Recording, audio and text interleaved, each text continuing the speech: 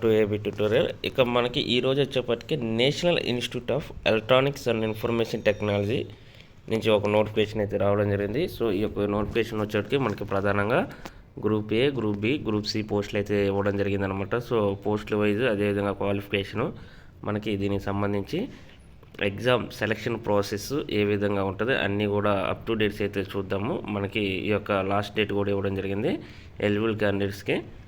October 31 అనేది last date అనమాట. So ఎవరైతే ఇంకా మన ఛానల్ని సబ్స్క్రైబ్ చేసుకోలేదో సబ్స్క్రైబ్ చేయండి, లైక్, షేర్, కామెంట్ చేయండి అనమాట. ఖచ్చితంగా ఈ వీడియోని ప్రతి ఒక్కరు ఎండ్ వరకు చూడండి. ఏం డౌట్స్ ఉంటే కామెంట్ సెక్షన్లో చేయండి. దీనికి సంబంధించి ప్రతి అప్డేట్స్ అయితే ఇవ్వడం జరుగుతుంది. సో ఇక్కడ వచ్చేవరకు మనకి ఏజ్ లిమిట్ ప్రతి దానికి కూడా 27 ఇయర్స్ అయితే ఇవ్వడం జరిగింది.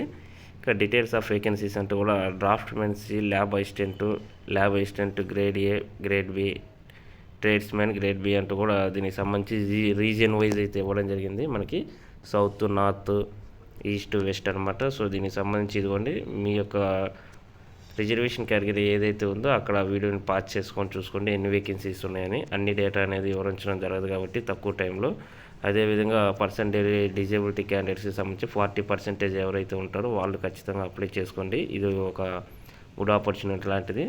అదేవిధంగా మనకి దీనికి సంబంధించి ఎగ్జామ్ సెంటర్స్ కూడా ఇవ్వడం జరిగింది అనమాట. మనకి దగ్గరలో హైదరాబాద్, బెంగళూరు, చెన్నై ఈ యొక్క రీజియన్కి సంబంధించి అయితే మనకి సౌత్ రీజియన్ అనమాట.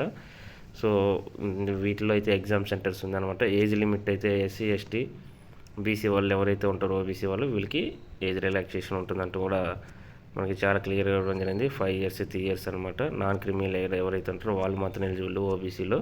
సో మనకి ఆల్రెడీ అక్టోబర్ 2 నుంచి 31 వరకు అనమాట ఈ యొక్క ఆన్లైన్ ప్రాసెస్.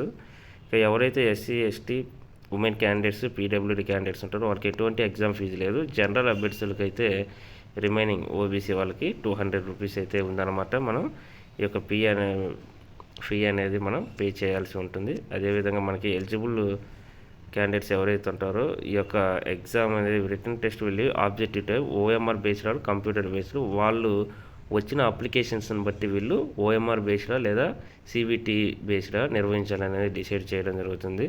ఇక ఎగ్జామ్ సెలక్షన్ ప్రాసెస్ వచ్చేప్పటికి స్ట్రీమ్ బేస్డ్ వచ్చేప్పటికి 70 మార్క్స్ అనమాట ప్రతి దాంట్లో కూడా.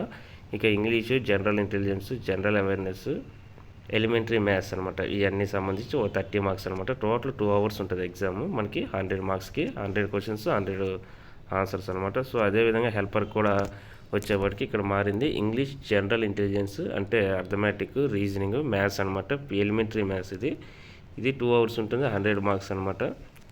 100 క్వశ్చన్స్ ఉంటాయి. నెగిటివ్ మార్క్స్ అయితే చాలా క్లియర్గా ఇవ్వడం జరిగింది. 0.25 అంటే 1/4 అయితే నెగిటివ్ మార్క్ అయితే ఉంది. Question paper will be bilingual, English and Hindi ఈ 2 లాంగ్వేజ్లోనే ఇవ్వడం జరిగింది.